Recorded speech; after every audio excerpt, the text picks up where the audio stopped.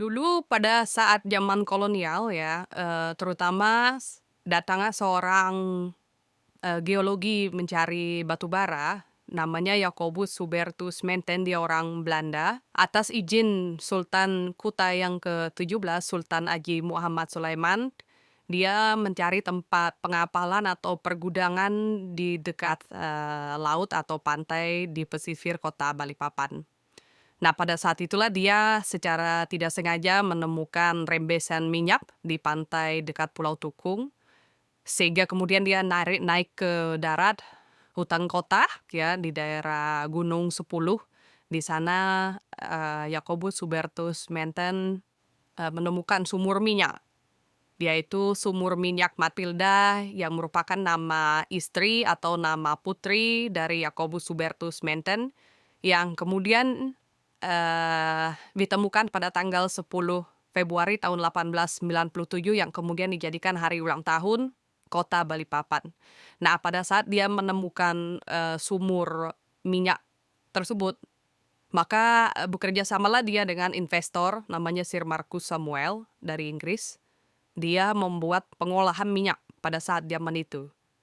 Nah, karena pada zaman itu sederhana, maka dia perlu para pekerja dari luar untuk membantu mereka agar pengolahan minyak ini bisa berkembang. Maka datanglah para pekerja dari luar, terutama dari Jawa, dari eh, Tiongkok, bahkan dari India, juga yang dari Kalimantan Selatan. Nah, karena datang para pekerja itulah, maka selain memperluas pengolahan minyak, maka dibangunlah infrastruktur pendukung kilang. Di antaranya terutama adalah rumah-rumah karyawan atau rumah-rumah pekerja. Karena kan tidak mungkin ada orang tapi nggak ada tempat tinggalnya. Maka dibuatlah rumah-rumah karyawan. Seperti di daerah Gunung Nups, kemudian di daerah Kelurahan Baru Ilir sekarang, Balikpapan Barat, yang namanya disebut nama Jalan Dahor. Kemudian juga ada di daerah Panorama, kemudian di daerah Gunung Pipa, dan di Jalan Batu Butok. Nah, itu semua komplek-komplek perumahan. Selain komplek perumahan dibangun, juga dibangun infrastruktur pendukung lainnya. Sudah ada dibuatkan pelabuhan, dibuatkan bandara, bahkan bandara dulu ada 2 bandara, ada yang sipil dan militer di Sepinggan dan di Manggar, ada rumah sakit, ada gereja, ada masjid, ada tempat-tempat olahraga, ada lapangan bowling, lapangan tenis, kolam renang, ada kafe, ada bioskop pada zaman itu. Nah, tentu ini yang membuat rumah atau rumah-rumah pekerja ini terus berkembang. Penduduk semakin banyak, semakin masif datang, sehingga membuat kota Balikpapan pada saat zaman kolonial dulu sebelum Indonesia merdeka itu sudah mulai modern pada masanya, sehingga berdatanganlah para pekerja dari luar untuk bersama-sama mencari nafkah di kota Balikpapan, terutama dengan adanya ditemukan sumur minyak dan perusahaan pengolahan minyak yang ada di Balikpapan pada zaman dulu. Semakin berdatanganlah para pekerja, dibuat oleh perusahaan minyak BPM, Batavia Petroleum Maskapai zaman Belanda itu, maka dengan dibangunnya komplek-komplek perumahan, salah satunya di daerah Kebun Sayur ini, atau sekarang di Kelurahan Baru Ilir, nama jalannya kan nama Jalan Dahor nih.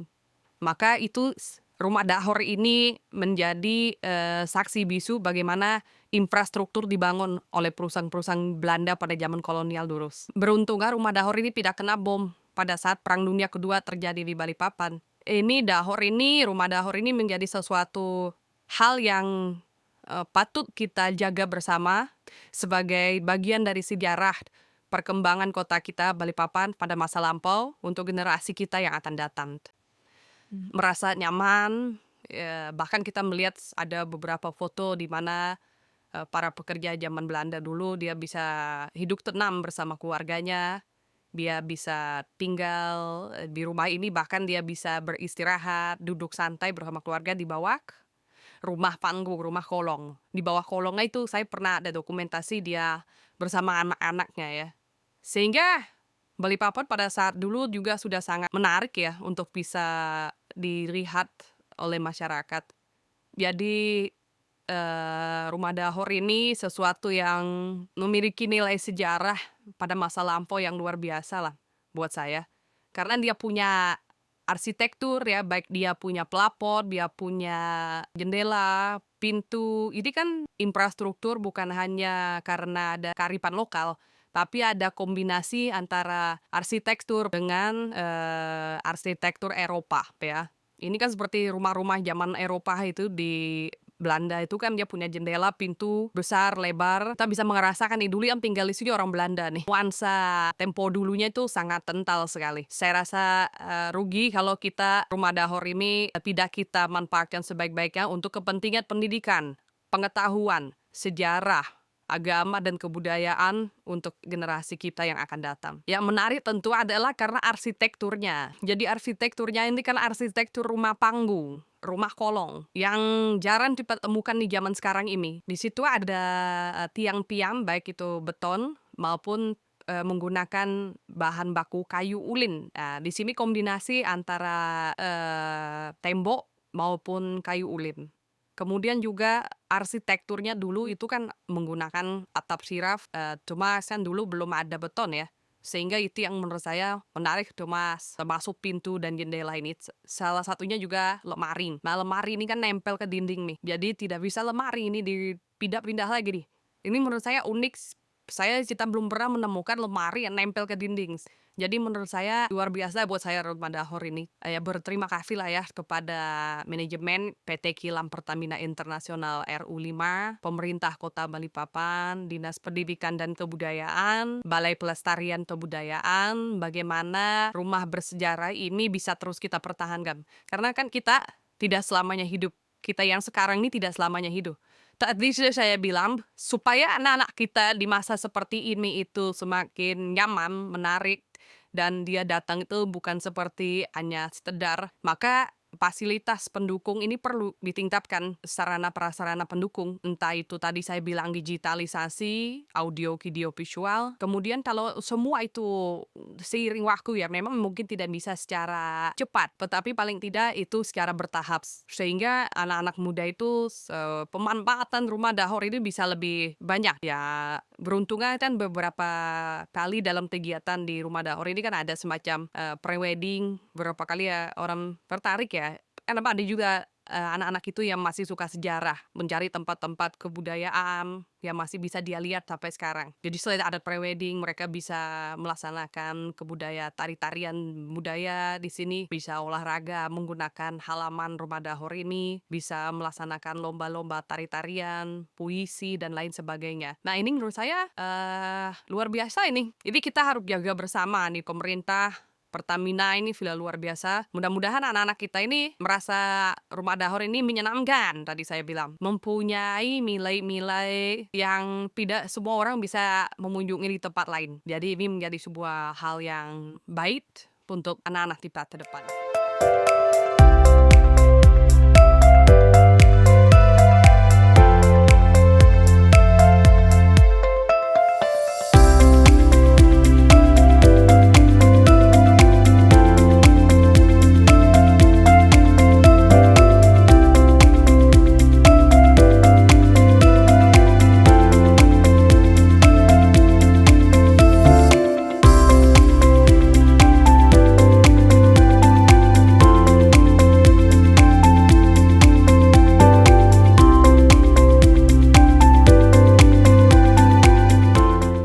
Kota Balikpapan berdiri sebuah bangunan yang tidak hanya menjadi saksi sejarah, tetapi juga penjaga perjalanan panjang pelayanan kesehatan di kota ini, Rumah Sakit Pertamina Panorama, sebuah warisan berharga yang sejak puluhan tahun lalu hadir untuk masyarakat dan hingga kini tetap mempertahankan keasliannya sebagai bangunan heritage yang penuh cerita. Bangunan utamanya memiliki karakter yang khas. Arsitekturnya memadukan gaya Indische Empire atau Art Deco yang pada masa Hindia Belanda menjadi simbol kemegahan dan perkembangan infrastruktur. Atapnya yang tinggi memungkinkan sirkulasi udara berjalan baik. Jendela-jendela besar memberi cahaya alami yang hangat dan material seperti kayu ulin serta batu bata berkualitas tinggi mempertegas kekokohan bangunan yang bertahan hingga hari ini. Namun, ada satu elemen yang paling memikat, tajuk 3 tingkat di bagian atapnya. Bentuknya mengingatkan kita pada tajuk Masjid Sunan Ampel di Surabaya, sebuah simbol mendalam tentang perjalanan spiritual manusia. Tingkat pertama menggambarkan Islam, pondasi kehidupan, tempat segala aturan dan ibadah dimulai. Tingkat kedua melambangkan iman, keyakinan yang mengakar di hati, percaya pada hal-hal yang tak terlihat namun dirasakan begitu nyata. Dan tingkat tertinggi adalah ihsan, sebuah kesadaran luhur untuk selalu berbuat baik, seolah kita melihat Sang Pencipta, atau setidaknya meyakini bahwa Dia selalu melihat kita. Ada pula makna lain yang tak kalah indah. 3 lapis atap itu sering dipandang sebagai representasi kehidupan manusia: air, tanah, dan udara. Tanah tempat kita berpijak, udara yang kita hirup tiap detik tanpa henti, dan air, sumber kehidupan yang tidak pernah berhenti mengalir. Sebuah pengingat untuk hidup sederhana, bersyukur, dan berjalan selaras dengan alam serta sesama. Bangunan ini terletak pada koordinat UTM 50M0 48 11 49 98 62 583 di kawasan Karangjati, Balikpapan Tengah. Dari masa ke masa, desain interiornya terus menyesuaikan kebutuhan medis, namun tetap menjaga estetika asli yang membuatnya begitu istimewa. Sejarah Rumah Sakit Pertamina Panorama tidak dapat dipisahkan dari perjalanan panjang industri minyak di Balikpapan. Sejak awal abad ke-20, kota ini menjadi pusat eksplorasi dan produksi minyak bumi. Kehadiran perusahaan-perusahaan minyak termasuk Bata Avse Petroleum Maat Capich atau BPM mendorong pertumbuhan populasi dan menciptakan kebutuhan akan fasilitas kesehatan yang memadai. Tahun 1948, BPM mendirikan Rumah Sakit BPM, sebuah fasilitas kesehatan yang tidak hanya digunakan oleh karyawan tetapi juga oleh masyarakat luas. Pada tahun 1950-an, area Panorama berkembang menjadi pusat kesehatan Pertamina, tempat pemeriksaan kebugaran karyawan yang setiap harinya mampu melayani hingga 200 orang. Kemudian, arus sejarah berubah. Pada tahun 1957, berdiri PN Permina, perusahaan minyak nasional pertama Indonesia. Masa ini menjadi titik di mana aset-aset perusahaan Belanda, termasuk fasilitas kesehatan di Balikpapan, diambil alih oleh bangsa sendiri. Lalu pada tahun 1968, PN Pertamin dan PN Permina melebur menjadi satu, PN Pertamina. Tanggal 4 April 1987 menjadi momen penting. Rumah Sakit Pertamina Balikpapan resmi diresmikan oleh Direktur Utama Pertamina, memperkuat komitmen perusahaan untuk memberikan layanan kesehatan terbaik bagi pekerja dan keluarganya. Memasuki era 1997,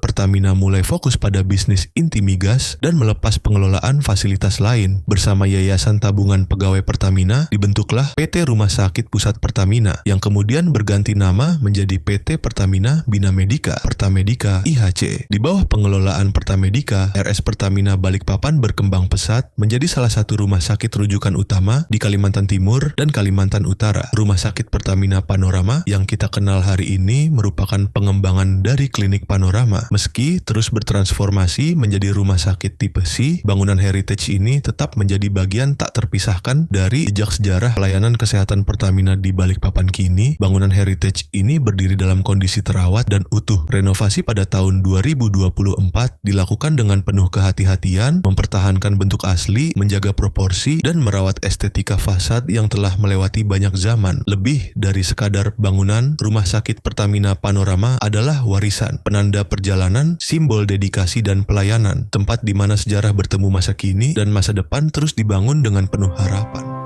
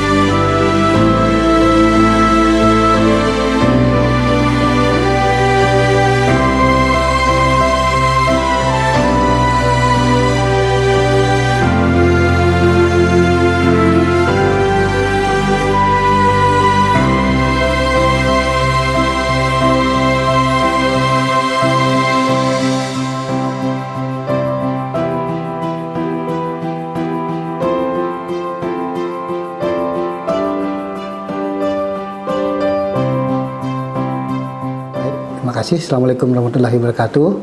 Nama saya Haryanto. Saya di SD Patarema 1 menjabat kepala sekolah. Baik, bangunan SD Patarema 1 yang dibangun di era pasca kemerdekaan dan Orde Lama, yaitu tahun 1950-an. Sedangkan di SD Patarema 1 bangunannya secara desain itu di tahun 1955. Sedangkan murid SD Patarema 1 awalnya pada tahun 1957, di mana di sekolah ini, sekolah Patarema sebelumnya adalah sekolah Pertamina. Jadi sekolah Pertamina itu merupakan sekolah yang didanai oleh perusahaan migas. Dan perusahaan migas tentunya memiliki bangunan yang standar internasional dengan standar fasilitas yang lebih tinggi dibandingkan dengan sekolah umum lainnya. Baik struktur bangunannya yang lebih kokoh dan modern dikarenakan perusahaan migas biasanya mengadopsi gaya arsitektur dari Belanda. Jadi serta fasilitas yang lebih lengkap seperti fasilitas olahraga dan sistem sanitasi yang lebih baik tentunya. Dan bangunan SD Patarema 1 ini adalah bukti modernisasi Balikpapan di tahun 1955. Bukan hanya tentang pipa ataupun kilang, tetapi juga tentang pendidikan yang ada di kota Balikpapan ini. Baik, kami maupun dari beberapa warga, khususnya warga SD Patarema 1, baik yang sebelumnya, bahwasanya jika mereka berada di SD Patarema 1 yang melihat bahwa sekolah ini tertata rapi dan memiliki jiwa seperti jiwa yang diwakili oleh ketenangan gitu, kehijauan dan janji akan masa depan, serta tempat yang juga di SD 1 teduh, tempat bertemu, dan gerbang yang menjanjikan masa yang lebih cerah tentunya, yang menjadi petanda awal modernitas Balikpapan. Bangunan yang ada di SD Patarema 1 tentunya yang tadi saya sampaikan di tahun 1955 secara desain di arsitekturnya, dan beroperasi tahun 1957. Kalau kita sekarang berarti hampir sudah 70-an tahun, dan di era 50-an hingga 1970-an itu adalah sekolah yang terafiliasi dengan perusahaan minyak seperti saat ini adalah Pertamina. Secara umum sekolah ini dulunya memiliki fasilitas guru dan kurikulum serta sesuatu yang lengkap, lebih maju dibandingkan dengan sekolah umum lainnya, baik kualitas maupun lulusan SD Patarema 1. Mereka lulusan SD Patarema 1 memiliki model intelektual yang kuat untuk melanjutkan ke jenjang yang pendidikan yang lebih tinggi tentunya. Dan pada masa tersebut diawali berdiri sekolah Pertamina secara langsung melayani kebutuhan orang tua karyawan Pertamina. Jadi dulu SD Patarema 1 atau sekolah Pertamina hanya dikhususkan kepada siswa atau putra-putri dari pegawai Pertamina, sehingga akan masa depan yang terjamin bagi anak-anak mereka tentunya. Dan tahun 2003 sekolah SD Patarema 1 dibuka secara umum. Jadi selain Pertamina, sekolah ini sudah menjadi sekolah yang dikhususkan untuk siswa Balikpapan. Kalau saya merasa berada di sekolah ini ada semacam energi yang optimisme, energi yang positif tentunya, yang memberikan semangat kepada saya atau teman-teman yang lainnya untuk tentunya untuk memberikan pendidikan kepada anak-anak dari kelas 1 sampai dengan kelas 6. Dan juga di sini ada semacam aura keseimbangan, yaitu dikarenakan bangunan yang sangat lama yang dibangun mulai dari tahun 1955 ini memiliki langit-langit tinggi, terus jendela besar dan teras-teras besar. Yang saya rasakan selama berada di sekolah ini, terkait dengan energi optimisme. Jadi saya merasa tenang berada di sekolah ini, serta juga terdapat sebuah aura keseimbangan, karena dengan masuk di sekolah ini kami melihat teras yang lebar, terus juga dinding-dinding yang kokoh, bangunan yang penuh dengan fondasi, tentunya fondasi yang kokoh kuat, dan juga langit-langit yang tinggi. Nah, itu yang memberikan kesan untuk kami yang selama berada di sekolah ini menjadi nyaman dan tenang. Fakta unik tentang bangunan SD Patodharma 1 ini, saya melihatnya adalah struktur fondasinya yang kokoh kuat, ya, dan juga kalau uniknya juga atapnya, ya, atapnya tentunya dengan desain rumah yang saat ini sangat berbeda, dan bangunan yang di era tahun 1950-an ini menggunakan fondasi yang kuat, beton bertulang. Jika dibandingkan dengan bangunan-bangunan biasa, mungkin hanya menggunakan batu kali ataupun tiang kayu. Tapi bangunan yang ada di SD Patodharma 1 ini bangunan yang kuat dan kokoh. Pelajaran terbesar dari bangunan SD Patodharma 1 tentunya yaitu adalah daya tahan dan efisiensi, serta bangunan dulunya dibangun di sekolah ini melihat juga keseimbangan antara lingkungan, sehingga bukan hanya sekedar melihat bangunan secara estetika atau tren, tapi juga dilihat berapa kokohnya bangunan ini dan bisa juga bertahan di iklim-iklim yang ada di kota Balikpapan ini. Pernah melihat SD Patodharma 1 ini sebagai atau sekadar bangunan tua saja, yang mana bangunan tua yang dilihat sejak dibangunnya mulai tahun 1955. Tapi lihatlah sebagai awal mula bahwa di sekolah ini Patodharma tentunya merupakan sekolah yang di Balikpapan mengedepankan dunia pendidikan. Harapan terbesar saya untuk masa depan tempat ini, ya, yang pertama tentunya bangunan ini tetap kokoh, tidak dirobohkan, tetapi agar sekolah ini juga terus berfungsi sebagai jangkar identitas di kota Balikpapan ini.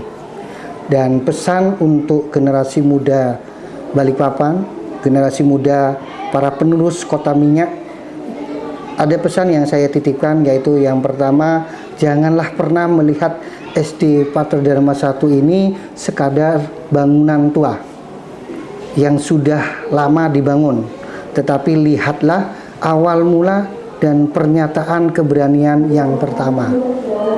Di tahun 1955, ketika Balikpapan masih berupa ladang minyak dan hutan, berdirinya sekolah ini adalah sebuah pernyataan bahwa kota ini serius tentang masa depan yang terdidik, sehingga bangunlah sebuah sekolah, yaitu sekolah yang saat ini SD Patodharma 1 Balikpapan.